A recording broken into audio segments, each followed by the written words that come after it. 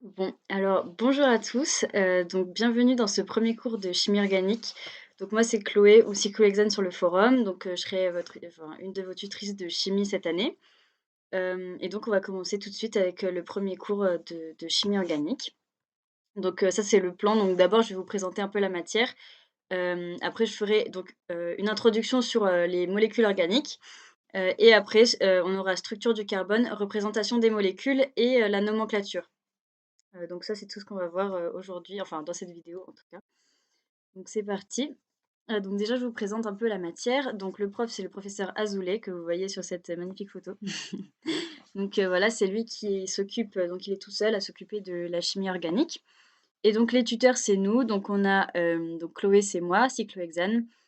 Ensuite, vous avez Victor ou Victor Organique sur le forum. Et enfin Alexis, ou Alexandre sur le forum, mais lui s'occupera plutôt de la chimie générale que de la chimie organique. Donc en fait, pour la chimie organique, vous aurez surtout, donc ce sera surtout, donc Victor et moi qui allons, s'en occuper. Alors cette matière, donc la chimie organique fait partie de l'UE spécifique 2, donc c'est uniquement pour les PASS.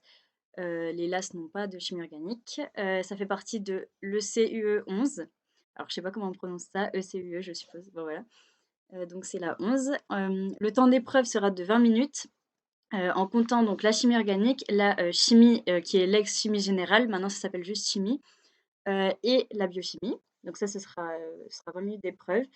Donc vous aurez 6 heures de cours avec le professeur Azoulay et alors on ne sait pas encore le nombre de QCM, qui tomberont, à l'examen, mais au tutorat, on vous fera 6 QCM de chimie organique, à chaque tutorat, sauf si entre temps on a des nouvelles de la fac.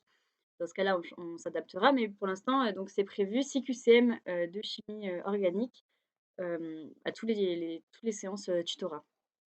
Donc voilà, et ça, c'est le programme de la tute rentrée. Alors, donc le professeur Azoulay, on lui a envoyé plusieurs mails, il nous a pas répondu, pour le programme. Donc on ne sait pas, exactement ce qu'il va faire, cette année pour les passes. Mais, ce qu'on sait, c'est qu'il va faire une introduction à la chimie organique. Donc en fait, ce qu'on a fait, c'est que pour la tute rentrée, on va faire les 1 cours de chimie organique qui sont les cours d'introduction. Donc on a pris ce qu'on trouvait le plus logique. Après, on essaye de relancer le professeur pour avoir des nouvelles sur le programme, mais bon, on verra ce qu'il nous dira. Donc le cours 1, c'est ce que je vous fais aujourd'hui, c'est molécules organiques. Donc c'est le tout premier cours de chimie orga, c'est la base et c'est, un peu des rappels de lycée. Donc normalement, ça devrait pas trop poser de problème. Ensuite, le cours 2, ce sera Victor sur l'isomérie et la stéréoisomérie. Et le cours 3, ce sera moi, sur les effets électroniques et les liaisons chimiques. Donc voilà, ce sont les 3 cours que vous aurez à la tute rentrée. On ne peut pas vous garantir que c'est ce qui va tomber, cette année en cours, mais c'est ce qui est le plus logique en fait, et de toute façon, on aura très vite des nouvelles, je pense, du programme, que fera le prof, donc on adaptera, hein, et puis on fera des fiches qui seront toutes mises à jour, au fur et à mesure, de l'année. Dès que les cours sortiront, on va, mettre nos fiches à jour. Donc voilà pour le programme, et donc on va maintenant se lancer donc dans le premier cours qui est molécules organiques. Donc voilà, ça c'est la petite introduction sur ce cours. Donc le prof, se pose cette question: «Qu'est-ce que la chimie?» Donc selon le petit Robert, la chimie correspond à la science de la constitution de divers corps, de leur transformation et de leurs propriétés. Donc voilà, donc elle est en interaction avec, d'autres disciplines, enfin comme, je sais pas, la médecine, la science et cetera. Voilà, et elle peut se décliner à de nombreuses échelles, donc comme on peut voir ici. Et maintenant, qu'est-ce que la chimie organique? Donc en fait, la chimie organique, c'était initialement défini comme la chimie du vivant parce que, en gros, c'est, la chimie où on étudie, principalement des molécules qui sont faites de carbone, azote, oxygène, phosphore, soufre et hydrogène, comme on peut voir sur ce tableau. Hem, donc en fait, c'est la chimie des composés, issus des organismes vivants. Donc ça, c'était la définition de base. Mais aujourd'hui, on considère que la chimie organique, c'est la chimie du carbone. Parce que en fait, majoritairement, les molécules qu'on va étudier, c'est des molécules avec un long squelette carboné. Donc voilà, la chimie organique, retenez-le, c'est la chimie du carbone. Et donc il faut savoir que les atomes qu'on va étudier, donc c'est majoritairement carbone, azote, oxygène, soufre, phosphore et hydrogène, donc CHONPS, représentent 98 de la masse totale de tout organisme vivant. Donc c'est pour ça qu'au début, ça se définissait comme la chimie, du vivant. Donc voilà. Donc on peut voir que, la chimie organique se décline dans la vie quotidienne, enfin c'est très utile, par exemple, la molécule de caféine que vous voyez ici, c'est une molécule organique. La molécule de vanilline, c'est l'arôme de vanille. Le paracétamol, donc c'est le Doliprane, ce que vous prenez, quand vous avez mal, voilà et ou la vitamine C, tout ça, par exemple, ce sont des exemples de molécules organiques qu'on utilise dans la vie de tous les jours. Donc en fait, la chimie organique va quand même vous servir et d'ailleurs, peu importe votre filière, la chimie organique, c'est utile parce que ça permet de comprendre, bah, plein de choses qui se passent dans la vie quotidienne, quoi. Donc voilà, c'est fini pour l'introduction. Maintenant, on va voir la structure du carbone et avant de parler de la structure du carbone, on va vous faire des rappels de chimie générale. Donc normalement, ce sont des choses qui sont revues par le professeur Golevioski en chimie.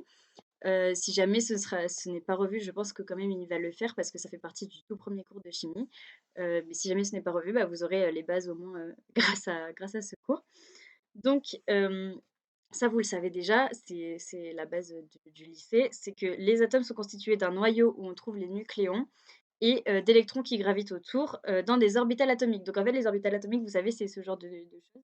Donc là, vous avez le noyau et là, vous avez les orbitales, donc c'est les petits ronds qu'il y a autour et en fait, c'est une région de l'espace où la probabilité de trouver un électron est importante. Donc en fait, en gros, c'est la trajectoire de l'électron, quoi. C'est là où on peut trouver un électron. Ça s'appelle une orbitale atomique. Donc voilà. L'atome de carbone possède 6 électrons. OK. Donc on peut représenter sur ce diagramme comme 6 flèches rouges. Donc ça, vous allez le voir en chimie générale, on en reparle, hein. Mais en gros, chaque électron est représenté comme une flèche rouge et en fait, donc on a d'abord la couche S, ensuite la couche P. Ça, c'est des choses qui sont revues en chimie G, je ne vous fais pas le détail, mais en fait, on va d'abord remplir la couche 1s, donc avec 2 électrons comme ça. Ensuite, on remplit la couche 2s avec 2 électrons comme ça, puis la couche 2p, donc avec 2 électrons célibataires.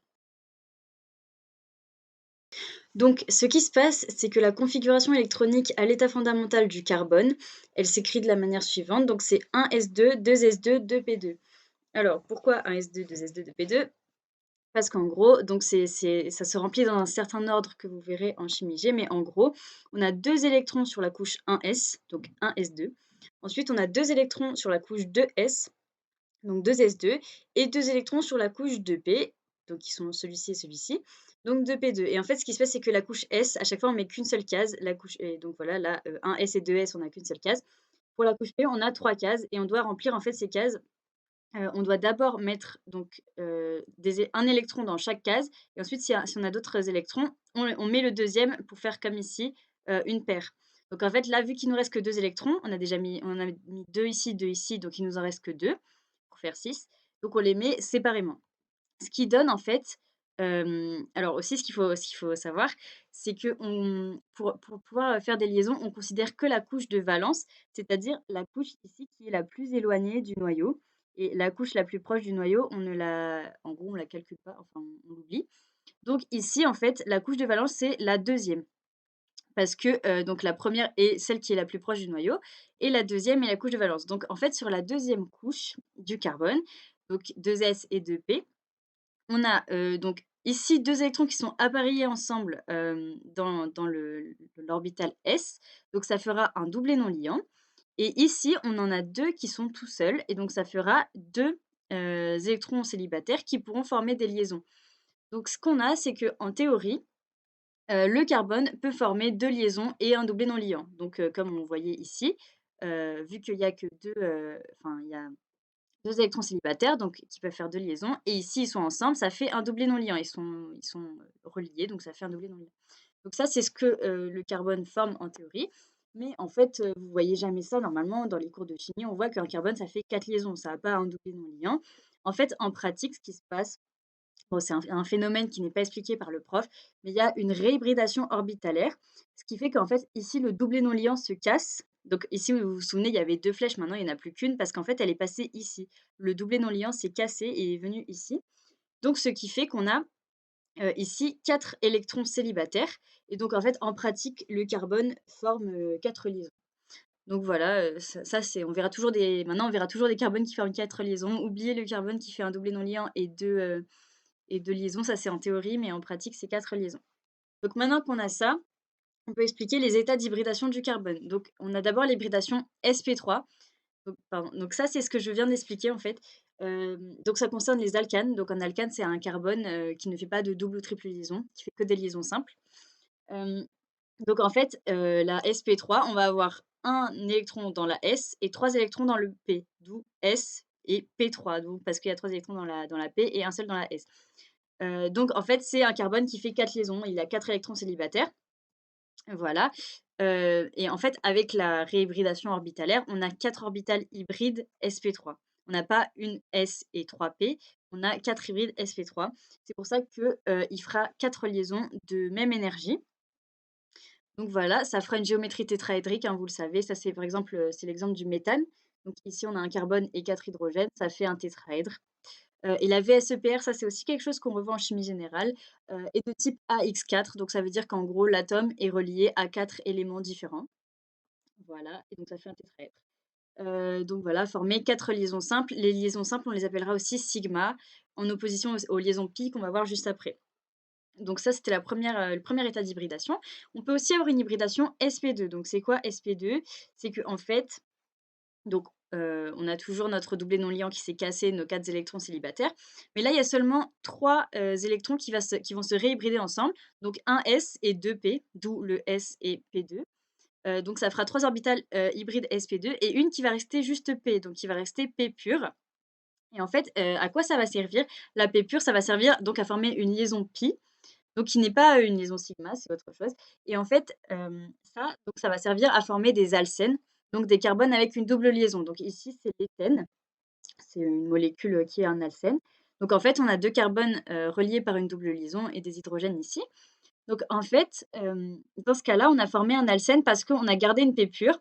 Donc ce qui se passe, c'est que le carbone ici va faire 3 liaisons sigma. Donc ici, c'est une liaison sigma, ici une liaison sigma et ici une liaison sigma. Et en fait, la P pure qui reste va se rabattre sur la liaison sigma ici pour former une liaison double. Donc ce qui se passe, c'est qu'une liaison double, en fait, c'est expliqué juste après.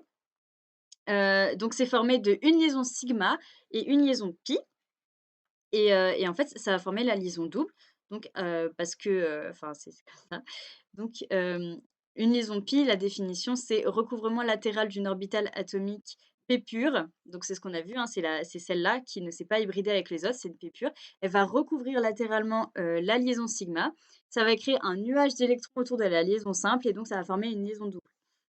Donc en gros, ce qu'il faut savoir, c'est que la liaison double, voilà, elle résulte d'une liaison simple sigma. Donc on a, 2, orbitales hybrides sigma qui s'allient ensemble, ça fait une liaison simple sigma ici et une liaison pi qui est faite de 2 orbitales, atomiques P pure. Donc ici on a une P pure, ici on a une P pure, hop, elles se lient ensemble et ça fait la liaison pi en plus de la sigma qui vont faire la liaison double. Voilà, donc ça, j'espère que c'est compris. C'est un petit peu compliqué, mais en soi, le prof, ne s'intéresse pas, c'est pas ce sur quoi il s'intéresse le plus, ce à quoi il s'intéresse le plus, pardon. Il y a pas de questions normalement sur les orbitales, à l'examen. C'est juste qu'en fait, ça aide à comprendre la suite du cours, mais en soi, il va pas demander, c'est quoi une orbitale sp2, enfin une hybridation sp2, tout ça. Donc ne vous inquiétez pas et puis vous aurez si vous enfin, vous aurez le temps de revoir ça. Donc voilà et ce que j'ai oublié de dire, c'est que les alcènes ont une géométrie trigonale plane. Donc voilà et VSEPR de type AX3, donc ça veut dire que l'atome, en gros, de carbone est relié à 3 éléments, 1, 2 et 3 ici. Donc voilà et c'est une géométrie trigonale plane, donc cette molécule, elle est complètement plane. Voilà, il faut le savoir. Donc voilà pour l'hybridation sp2 et ensuite vous avez l'hybridation sp qui est la dernière et qui concerne les alcynes. Donc là, normalement, vous devriez comprendre. Donc ce qui se passe ici, c'est, on va avoir une triple liaison. Alors comment ça se passe? On a nos 4 électrons comme ça qui vont se réhybrider, mais on en a que 2 qui vont se réhybrider, donc un S et un P, d'où des orbitales hybrides sp, et il va rester 2 P purs et donc en fait, ces 2 P purs qui vont rester vont s'associer. Donc il y en a une qui va recouvrir par le haut, l'autre qui va recouvrir par le bas et en fait, elles vont s'associer à une liaison sigma qui vont enfin, ça va former 2 liaisons pi plus une liaison sigma, donc une liaison triple. Au final, on aura une liaison triple.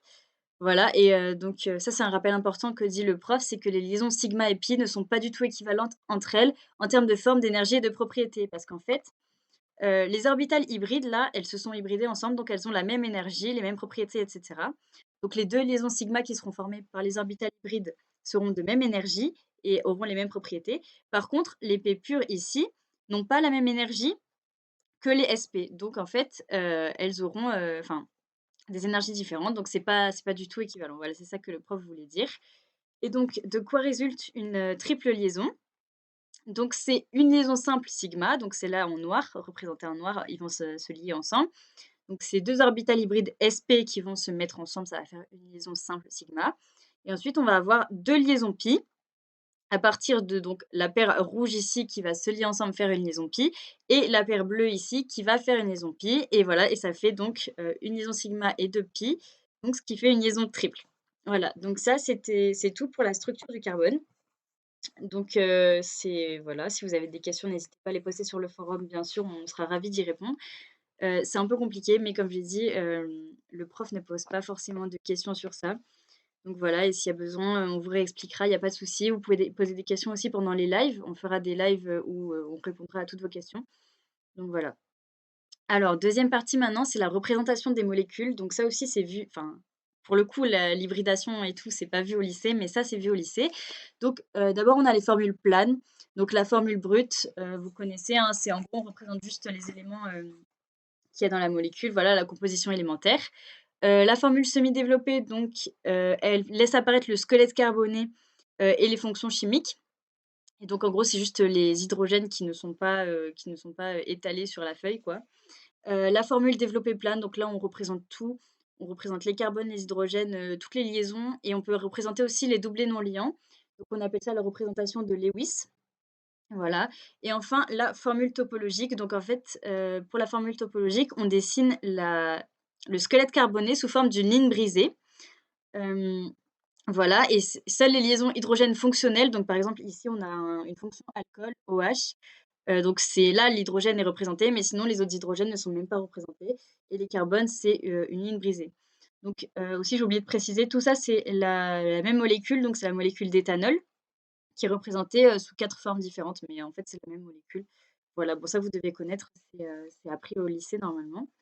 Voilà, donc là vous avez le petit bonhomme de Among Us. Donc maintenant les représentations tridimensionnelles. Donc, la première, c'est la représentation de Cram, que vous avez normalement aussi vue au lycée. Donc là, vous avez la molécule de butane de Hall, c'est un exemple, donc qui est représentée en Cram. Donc en fait, c'est tout bête, là, les liaisons qui sont vers l'avant, sont représentées par un triangle plein, les liaisons vers l'arrière par un triangle hachuré comme ça et les liaisons qui sont dans le plan de la feuille, sont représentées par un trait. Donc voilà, c'est tout ce qu'il y a à dire sur la représentation de Cram. Ce qu'il faut faire aussi, c'est voilà, il y a une façon de représenter. On met pas, cette liaison-là vers le haut et les liaisons-là vers comme ça vers le bas. Il faut toujours qu'il y ait une liaison, qui soit vers le haut de la feuille en fait, une liaison qui est dans le plan, donc un trait plein, qui soit, en haut de la feuille, c'est comme ça. Voilà, donc faut juste pas que vous représentiez ça comme ça. C'est comme ça qu'il faut le représenter. Donc voilà pour la représentation de Cram. Ensuite, vous avez la projection de Newman. Alors, ça c'est pas vu au lycée pour le coup, mais il faut le connaître.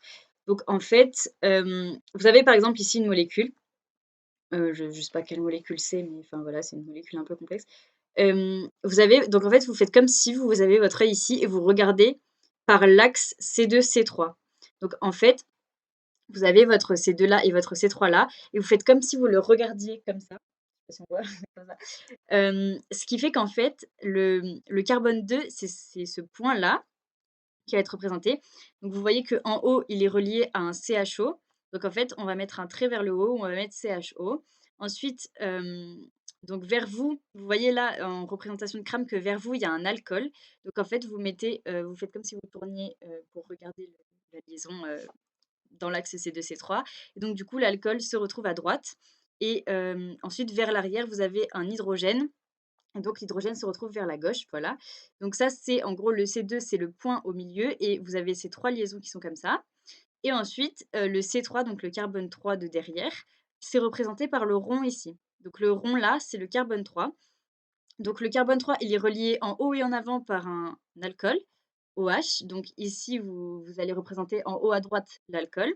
Ensuite, en haut et en arrière, vous avez le H. Donc si vous tournez votre molécule, vous voyez qu'il se retrouve à gauche. Et ensuite, le CH2OH se retrouve en bas, donc, et dans le plan, donc on le dessine vers le bas. Donc voilà, ça c'est la projection de Newman. Je pense que j'ai rien d'autre à dire dessus. C'est à connaître aussi. Voilà, le prof, l'utilise parfois, donc voilà et ce sera utile surtout pour les notions d'isomérie et stéréoisomérie. d'avoir la projection de Newman. Donc voilà. Et enfin, dernière représentation, tridimensionnelle, c'est Fischer. Donc c'est ça, vous le voyez plus, en biochimie qu'autre chose. En gros, c'est comme donc, on prend la même molécule là, c'est comme si au lieu de la regarder dans l'axe C2-C3, on la regarde par le dessous. Donc vous avez votre œil qui regarde par en dessous, donc vous avez votre C2-C3 là et vous faites comme si vous regardiez par en dessous et donc ça donne ça, une représentation comme ça, qui peut être aussi représentée de cette façon-là. Où en fait, donc le squelette carboné qui est ici, donc 1, 2, 3, 4, il sera représenté verticalement et les liaisons, par exemple, vers les liaisons, avec les alcools ou avec les hydrogènes ou quoi, seront représentées horizontalement. Donc ça vous donne, une molécule de ce type. Voilà, mais ça, c'est surtout utilisé en biochimie. Nous, on l'utilise pas trop. Vous avez d'ailleurs dû le voir, au S1 et donc ce qui est important, c'est de savoir passer d'une représentation à l'autre, donc de Newman passer à Cram, puis ensuite, pour passer à Fischer, en fait, il faut retourner les liaisons. Il faut que là, les hydrogènes, enfin l'hydrogène et l'oxygène se retrouvent en bas pour qu'on ait toutes nos liaisons, qui sont vers l'avant et vers l'arrière, en bas et comme ça, on peut regarder par en dessous et faire, ce genre de projection. Enfin voilà, c'est après il faut s'entraîner pour ça. Le prof pose pas de questions sur, est-ce que vous allez arriver à passer d'une représentation à l'autre ou pas? Mais en fait, c'est simplement parce que des fois, vous avez besoin de savoir, quelle est la conformation d'un carbone ou quoi et en fait, il faudra savoir quel est l'atome vers l'avant, quel atome est vers l'arrière et cetera. Donc si vous arrivez pas à voir avec ça, il faudra passer sur Newman et cetera. Donc c'est important de savoir passer, d'une forme à l'autre, d'une représentation à l'autre. Voilà. Donc enfin, dernière partie de ce cours, c'est la nomenclature. Alors ça, encore une fois, vous l'avez vu au lycée normalement. Donc je vous rappelle les règles de nomenclature donc d'une molécule. Vous savez, c'est en gros, comment, nommer, enfin à partir d'un squelette. Voilà, j'ai pas d'exemple, mais je après on fera des exercices, j'aurai des exemples à vous donner. Mais comment, à partir d'une molécule, donner son nom, international. Donc en fait, le nom, voilà, il est international, il a été créé par l'IUPAC, dans un but d'améliorer la communication entre chimistes. Donc en fait, tout le monde, dans le monde a les mêmes règles de nomenclature qui sont les suivantes, donc qui sont à connaître. Ça par contre pour le coup des questions de nomenclature, ça tombe beaucoup. Donc surtout, apprenez les règles de nomenclature et le prof fait des pièges, pas très sympas parfois. Donc la première règle, c'est de déterminer les fonctions chimiques plus la fonction principale en suffixe. Donc en fait, vous avez votre molécule, par exemple, vous avez un squelette carboné, puis vous avez une fonction alcool et si vous avez que ça, donc il faut déterminer que vous avez une fonction alcool, donc déterminer les fonctions chimiques et la fonction principale. Donc si vous avez qu'un alcool, bah, la fonction principale, c'est un alcool. Après si vous avez, par exemple, un alcool et une cétone, la fonction principale sera la cétone parce que, parce qu'elle est prioritaire par rapport à une autre. Enfin, par rapport à l'alcool et donc la fonction principale sera mise en suffixe. Donc après, je vous mettrai toutes les fonctions et quel est leur suffixe correspondant, quel est leur préfixe correspondant et cetera. Mais voilà, sachez que la fonction principale se met en suffixe. Ensuite, il faut trouver la chaîne carbonée la plus longue. Donc en chimie organique, il y aura toujours vu que c'est des molécules à base de carbone, il y aura toujours une chaîne carbonée, longue, enfin plus ou moins longue, mais il y aura toujours une chaîne carbonée qu'il faudra trouver et en fait, bah, voilà, trouver la chaîne carbonée la plus longue et pour pouvoir, donner un nom à cette chaîne carbonée, excusez-moi. Et il faut trouver aussi les insaturations et les substituants. Donc les insaturations, c'est les doubles ou triples liaisons et les substituants, c'est, bah, par exemple, un halogène qui est lié à la molécule ou, une fonction mais qui n'est pas la fonction principale. Par exemple, l'alcool, dans le cas de l'alcool et l'acétone, l'alcool sera un substituant, il ne sera pas la fonction principale. Donc voilà, il faut trouver toutes les fonctions et les substituants et donc les doubles et triples liaisons. Et un truc à savoir, c'est que les halogènes sont toujours considérés comme des substituants. Donc par exemple, si vous avez une molécule avec juste un squelette carboné et un halogène, il ne faut pas mettre l'halogène comme la fonction principale en suffixe parce qu'il sera toujours considéré comme un substituant. Donc en fait, par exemple, si vous avez un méthane avec, du chlore, ce sera pas du, méthane-chlore. Enfin, le chlore sera pas à la fin, ce sera du chlorométhane. Donc la fonction principale au final, ce sera la chaîne carbonée parce que, donc les halogènes sont toujours considérés comme des substituants et les substituants se trouvent toujours en préfixe. Donc voilà, il faudra toujours mettre un halogène en préfixe. Donc ensuite, il faut aussi numéroter la chaîne carbonée une fois que vous avez trouvé, et numéroter les fonctions chimiques secondaires, les insaturations et les substituants avec les numéros les plus petits possibles. Donc ce qu'il faut, c'est qu'en fait, il faut que vous mettiez des numéros, enfin vous allez voir après, hein. Hem, il faut que vous mettiez des numéros, de façon à ce que, déjà la fonction principale ait le plus petit numéro et ensuite que les autres substituants et tout aient les plus petits numéros possibles. Donc parfois, en fait, ça vous allez numéroter dans un sens, puis dans l'autre, en fait, ça fera des plus petits numéros, donc ce sera plus intéressant et donc ce sera comme ça qu'il faudra numéroter. Donc voilà, ça c'est les 3 premières règles. Il y en a 2 autres. Donc pour les insaturations, donc les, doubles et triples liaisons. Alors dans le nom de l'hydrocarbure, enfin pour les insaturations, il faudra juste, pour un alcène, donc pour une liaison double, remplacer "-ane" par "-ene" et pour une liaison triple, remplacer "-ane" par "-ine", donc pour un alcyne. Donc voilà, ça vous allez voir après et de toute façon, c'est des choses que vous avez vues au lycée normalement, donc je me fais pas de soucis pour vous. Voilà. Enfin, on établit le nom final de la molécule selon le schéma ci-contre en donnant les préfixes dans l'ordre alphabétique. Donc voilà, au final, on établit le nom donc en mettant d'abord le préfixe, enfin ou les préfixes, selon, les fonctions que vous avez et donc on range les préfixes dans l'ordre alphabétique et pas dans l'ordre de la numérotation, faites attention. Donc par exemple, des fois vous avez, je sais pas, un méthyle, en 1 et un éthyle en 2 et en fait, il faut mettre d'abord l'éthyle parce que ça commence par E et méthyle commence par M, donc il faut mettre par ordre alphabétique, donc ça fera 2 éthyl, 1 méthyle, qui est pas très logique parce qu'en soi, on aurait tendance à mettre dans l'ordre des numéros, mais non, non, c'est dans l'ordre alphabétique, donc ne vous trompez pas. Ensuite, le squelette carboné, donc par exemple, si, enfin les hydrocarbures pour, enfin la manière de nommer le squelette carboné, on va en parler juste après. Hem, mais donc il faudra mettre, le squelette carboné, donc avec la chaîne la plus longue qui porte la fonction principale. Ensuite, les insaturations, donc le "-N" ou le "-ine" si vous avez alcène ou alcyne et enfin le suffixe qui correspond à la fonction chimique principale. Donc voilà. Alors ça, c'est donc les principales fonctions chimiques qui sont à connaître. Bon désolée, il y a un petit peu ma tête, dessus. Attendez, je peux peut-être voilà. Donc là, vous avez le tableau avec les fonctions chimiques principales. En gros, elles sont rangées dans l'ordre de priorité. Donc en fait, de la moins prioritaire à la plus prioritaire, c'est voilà, vous montez dans le tableau. Donc l'acide carboxylique, par exemple, est la plus prioritaire. Donc si vous avez 2 fonctions, par exemple, un acide carboxylique et un alcool, bah, ce sera l'acide carboxylique qui sera en suffixe.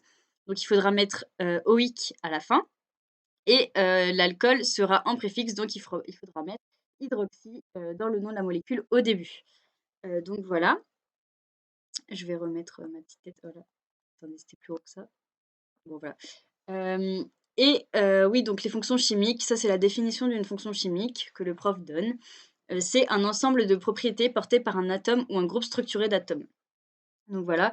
Ce tableau-là, il est à apprendre parce qu'il faut savoir reconnaître les fonctions chimiques. Après, on fera aussi un exercice pour reconnaître les fonctions chimiques. Mais donc ça, c'est à apprendre. Il y en a d'autres dans le cours. Ça, c'est un tableau résumé, mais c'est avec les principales, mais il y en a d'autres dans le cours qui sont aussi à apprendre. Donc vous verrez, il est dans ma fiche et il sera dans le cours du prof. Là, c'était juste pour vous montrer les principales, mais voilà. Et donc ça, c'est à connaître par cœur. À quoi ressemble un aldéhyde, comment on le nomme en suffixe, en préfixe, et cetera. À quoi ressemble, une amine, une cétone, un ester, et cetera. C'est tout à apprendre. Mais vous inquiétez pas, c'est pas très compliqué, puis vous devez avoir des souvenirs du lycée. Et oui et donc il y a une règle qui dit que plus une fonction est oxygénée, plus elle est prioritaire. Parce qu'il faut savoir quelle fonction aussi est prioritaire sur laquelle. Donc en général, par exemple ici vous avez 2 oxygènes et en fait, vous avez une double liaison avec l'oxygène ici. Donc l'acide carboxylique est fictivement lié à 3 oxygènes, donc en fait, il sera, très oxygéné. À l'inverse d'un alcène où il y a 0 oxygène, donc c'est beaucoup moins prioritaire. Donc il y a enfin, si vous hésitez entre 2 fonctions, pour l'ordre de priorité, en général, ce sera la fonction la plus oxygénée qui sera la plus prioritaire. Mais je vous conseille quand même d'apprendre l'ordre du tableau parce que c'est vachement utile. Donc voilà, pour les fonctions chimiques. Donc pour les hydrocarbures, ça c'est, pour nommer les chaînes carbonées principales, on se base sur les hydrocarbures qui sont par exemple, bah, un éthane, c'est juste, une chaîne avec 2 carbones et des hydrogènes, liés quoi, mais juste une chaîne avec 2 carbones. Donc en fait, ça c'est à apprendre aussi. Donc le méthane, c'est quand il y a un carbone, éthane 2 carbones, propane 3 carbones, butane 4 carbones et cetera et cetera. Il y a le cyclohexane à apprendre, le benzène et le naphthalène. Il y a aussi une petite particularité, il faut faire attention, le benzène, en préfixe, ça se met phényl et non benzyle. Donc ça, c'est une faute, qu'on peut faire, enfin, c'est un peu un piège aussi que le prof peut faire. Donc, benzène, c'est phényl en préfixe. Voilà, donc là, vous avez les préfixes de tout, de tous les hydrocarbures pour, nommer vos chaînes carbonées. Bien sûr, ça continue après, nonane, il y a décane, hein, il y a dodécane pour 12 et cetera. Mais, bon, le prof ne donnera pas des molécules qui vont plus loin que 9 carbone, je pense. Donc voilà, pour les hydrocarbures. Alors pour les insaturations, donc, vous savez donc, double liaison entre 2 atomes de carbone, c'est les alcènes et triple liaison, c'est un alcyne. Donc ici, vous avez des exemples d'alcènes, hein, voilà, vous en avez plein des alcynes. Et alors ce qu'il faut savoir, c'est que la double liaison est prioritaire sur la triple liaison. Donc en fait, si vous avez une molécule avec une double et une triple, ce qu'il faut faire, c'est mettre le plus petit numéro à la double et le plus grand à la triple. Donc voilà, donc là, c'est ce qu'il faut faire. Par exemple, il faut mettre le 1 à la double liaison et ici le 4 à la triple. Et il ne faut pas mettre le numéro 2 à la triple liaison et le numéro 5 à la double parce que la double est prioritaire sur la triple, ce qui n'est pas logique puisque on se dit pourquoi, enfin, il y a moins de liaisons, pourquoi ce serait prioritaire? Je ne sais pas, mais la double liaison est prioritaire sur la triple liaison. Et par contre, donc quand vous écrivez le nom, ici, vous mettrez la double liaison d'abord et à la fin la triple. Je ne sais pas, ne me demandez pas pourquoi, c'est pas très logique, je trouve, mais il faut mettre, la triple en suffixe et la double en suffixe, mais devant la triple. Enfin, voilà, la triple, elle sera en dernier, l'alcyne sera en dernier et l'alcène sera avant. Par contre, le plus petit numéro va à la double liaison. Donc voilà, ne vous trompez pas. Hem, voilà. Et enfin, dernière petite chose, le vocabulaire associé, donc en fait, c'est la classe des alcools, halogènes, amines et carbone. Alors, qu'est-ce que c'est la classe? En gros, c'est très simple. Le prof va souvent vous demander est-ce que le carbone est primaire, secondaire, tertiaire? Est-ce que l'amine est primaire, secondaire? Est-ce que l'halogène est secondaire, et cetera? Qu'est-ce que ça veut dire? En gros, c'est très simple.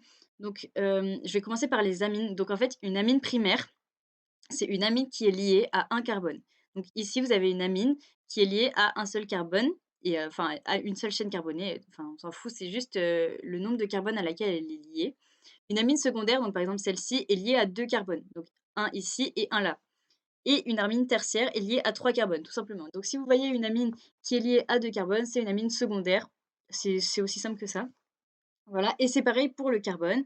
Donc là, vous avez un carbone secondaire parce il est lié à 2 autres carbones.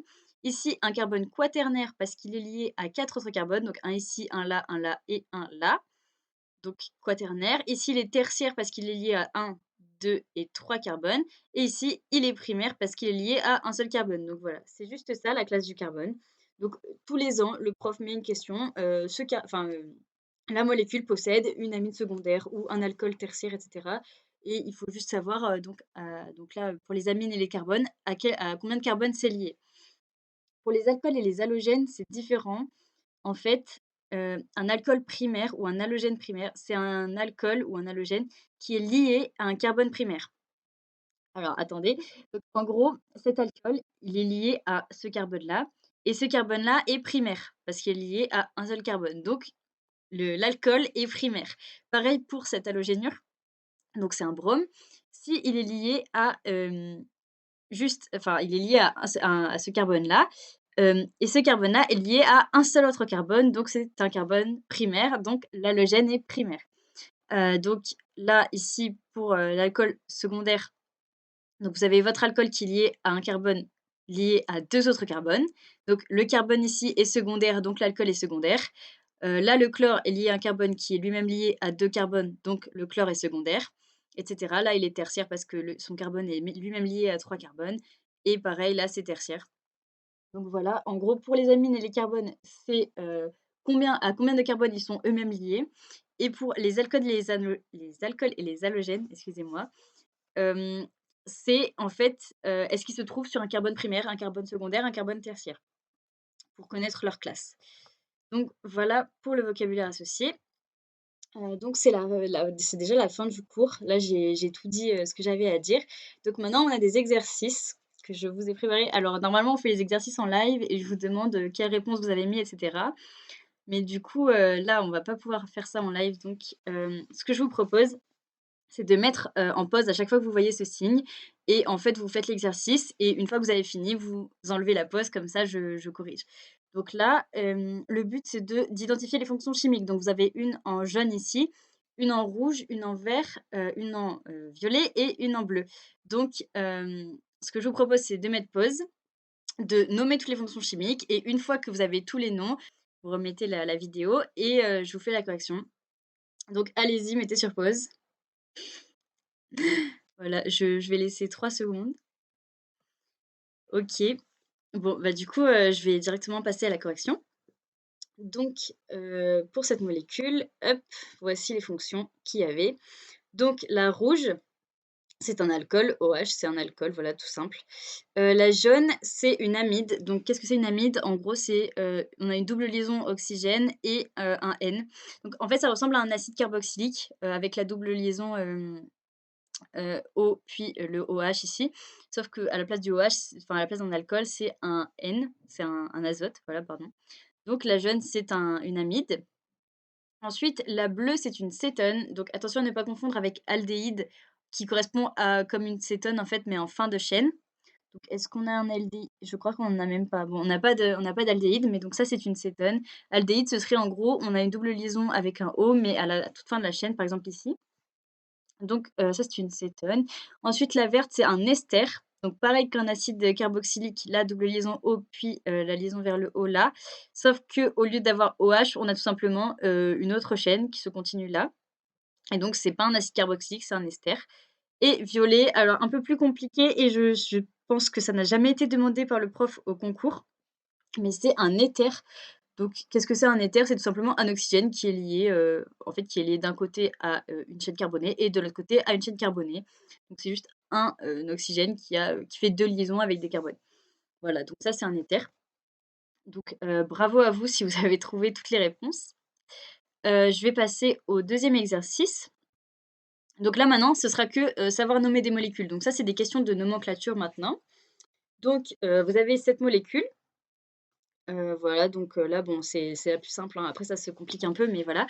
Donc, je vous laisse mettre sur pause. Vous nommez la molécule, avec les règles de nomenclature que je vous ai expliquées, tout à l'heure. Si vous voulez, je sais pas, retourner, plus loin dans la vidéo, revoir ce que j'ai dit ou quoi, vous pouvez. Mais donc je vous laisse mettre sur pause et me nommer la molécule et vous enlevez la pause une fois que vous avez nommé. Je vous fais la correction. Allez-y. Bon, du coup, ça sert à rien que j'attende parce que, vous avez mis sur pause normalement, donc je vais faire la correction. Hop, c'est du 2,3-diméthylpentane. Alors pourquoi? Donc tout d'abord, ce que je vous conseille de faire, trouver la chaîne carbonée, enfin en fait ici, il y a pas de fonction chimique. Il y a que des carbones et des hydrogènes, mais c'est que des carbones. Il y a aucun oxygène, il y a rien, que pas de fonction chimique. Donc on regarde la chaîne carbonée principale, donc c'est celle-ci, 1, 2, 3, 4, 5. On a donc 5 carbones, donc c'est un pentane. C'est voilà, c'est à apprendre, hein, 5 carbones, c'est pente. De toute façon, c'est un petit peu logique. Un pentagone, c'est un polygone avec 5 côtés, enfin bref, voilà. Et donc ensuite, il faut donner les plus petits numéros aux substituants. Donc ici, on a 2 substituants méthyl, parce que donc il y a qu'un seul carbone, donc c'est comme méthane, mais on met méthyl vu que c'est un préfixe, c'est un substituant. Donc vous avez 2 méthyl, un ici, un ici. Si on commence à numéroter le 1, 2, 3, 4, 5 comme ça, en fait, là, on aura, donc 3 et 4 pour les méthyls, donc ça va être, voilà 3 et 4. Alors que si on commence par là, ça va être 2 et 3. Donc il faut commencer la numérotation par là et donc vous avez du 2,3 puisqu'il y en a un sur le 2, un sur le 3, diméthylpentane. Donc oui, quand il y a 2 fois le même substituant, par exemple 2 méthyl, identiques, il faut mettre di. Quand il y a 3 fois les mêmes substituants, par exemple, s'il y avait un méthyle ici, ce serait 2,3,4 triméthylpentane. Il faudrait mettre un tri.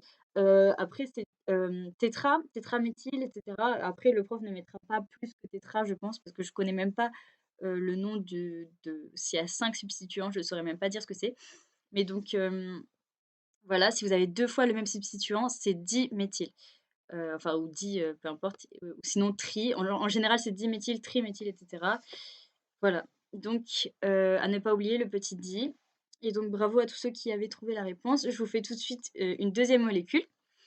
Donc c'est celle-ci, donc là, ça y est, il commence à avoir un peu, des fonctions chimiques, des substituants, tout ça. Donc je vous laisse mettre en pause, j'attends 3 secondes et je vous fais la correction. Voilà, donc c'est pas non plus une molécule très, très compliquée. Donc je vous fais la correction. Hop, c'est du 4-amino-3-chloropentane 2-on. Alors pourquoi?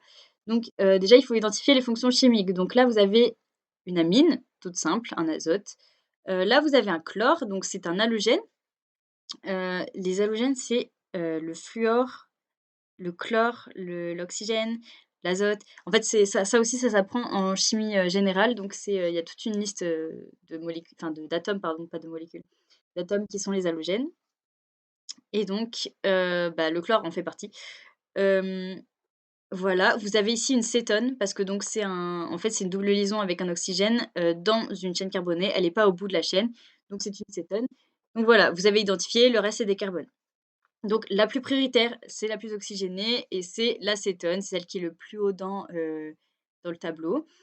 Ensuite, vous avez le chlore et l'amine. Alors, comment on classe? De toute façon, il faudra ranger par ordre alphabétique, donc amino sera en premier et chloro sera en deuxième. Et après, comment on numérote la chaîne carbonée? Donc déjà, vous avez remarqué aussi que la chaîne carbonée, c'est ici, donc 1, 2, 3, 4, 5. Vous avez 5 carbones qui font la chaîne principale. Donc c'est un pentane. Il faut mettre le plus petit numéro sur la cétone parce que c'est la fonction principale, donc il faut qu'elle ait le numéro le plus petit possible. Donc on va commencer à numéroter par là. Donc le carbone 1, c'est celui-là, 2, donc la cétone se trouve sur le 2. C'est pour ça qu'on met 2 on à la fin. Ensuite, 3, ici vous avez le chlore, donc 3 chloro, 4 amino parce que c'est là et donc c'est un pentane, donc voilà et il faut ne surtout pas oublier de mettre dans l'ordre alphabétique. Donc c'est 4 amino, 3 chloro, pentane, 2 on. Voilà, donc pour le nom de cette molécule. J'en ai une dernière qui est encore un peu plus compliquée, mais faisable. Donc pareil, je vous laisse mettre pause. Si vous voulez retourner en arrière sur la vidéo, vous pouvez regarder. Si vous ne savez pas comment se nomme, telle ou telle fonction, si vous avez oublié quelle était la fonction et cetera. Voilà, donc allez-y, mettez sur pause et je vais corriger dans 3 secondes. Donc OK, je fais la correction du coup. Alors, acide 4-éthyl 5-fluoro-hept 2-NOïque.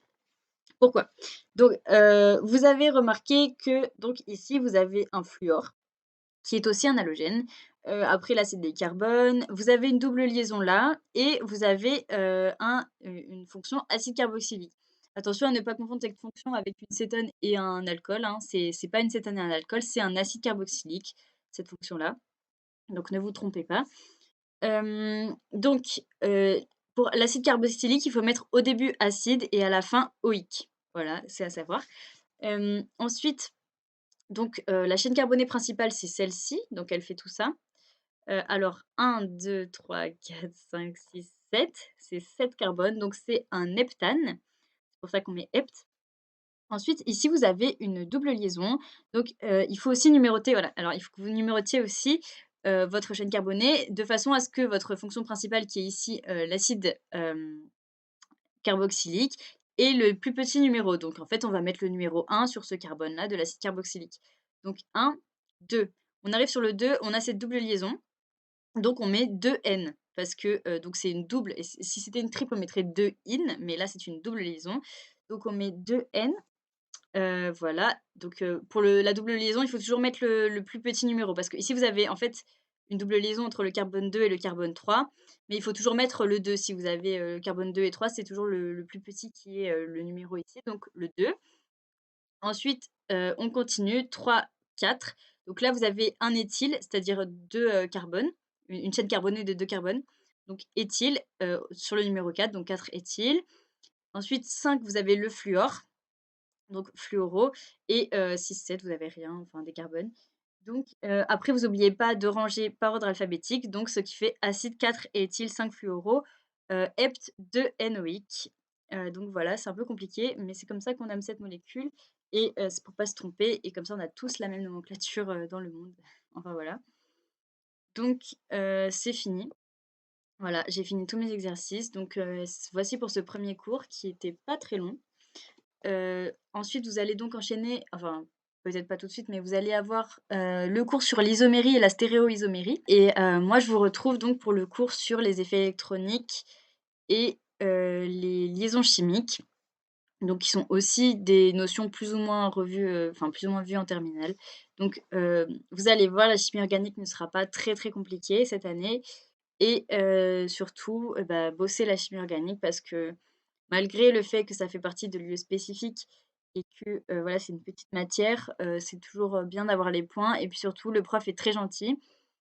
Voilà, une chose que j'avais oublié de vous dire aussi, c'est que, donc pour les PACES au premier semestre, enfin pour les PACES, la chimie organique, c'est au premier semestre et le prof avait relu tous nos sujets de tutorat, tous nos sujets de concours blanc. Donc le prof est quand même pas mal impliqué, dans le tutorat, il répond assez vite aux mails normalement. Après bon là, il ne nous répond pas pour le programme, mais c'est parce il est vachement occupé. Et puis surtout que peut-être il n'a pas encore peaufiné son programme, il sait pas encore exactement, qu'est-ce qu'il va faire. Mais sachez que le prof est impliqué dans le tutorat et donc que, on essaiera au maximum de faire relire nos sujets, par le prof et voilà et le prof est très gentil au concours. Il fait enfin surtout que là, il aura beaucoup moins d'heures donc en fait, je pense que tous les cours les plus difficiles vont, partir, vont sauter, enfin ne seront plus au programme quoi. Donc vous aurez que, les cours qui sont, plutôt simples et le prof est vraiment gentil donc voilà, bosser cette matière, ça sera rentable, c'est vraiment rentable. Hem et voilà, donc c'est tout pour moi. Je vous souhaite, une bonne après-midi, une bonne matinée, une bonne journée. Je sais pas dans quel moment vous êtes de votre journée. Mais voilà, bon courage pour cette rentrée et je vous retrouve dans le cours numéro 3. Voilà, au revoir à tous.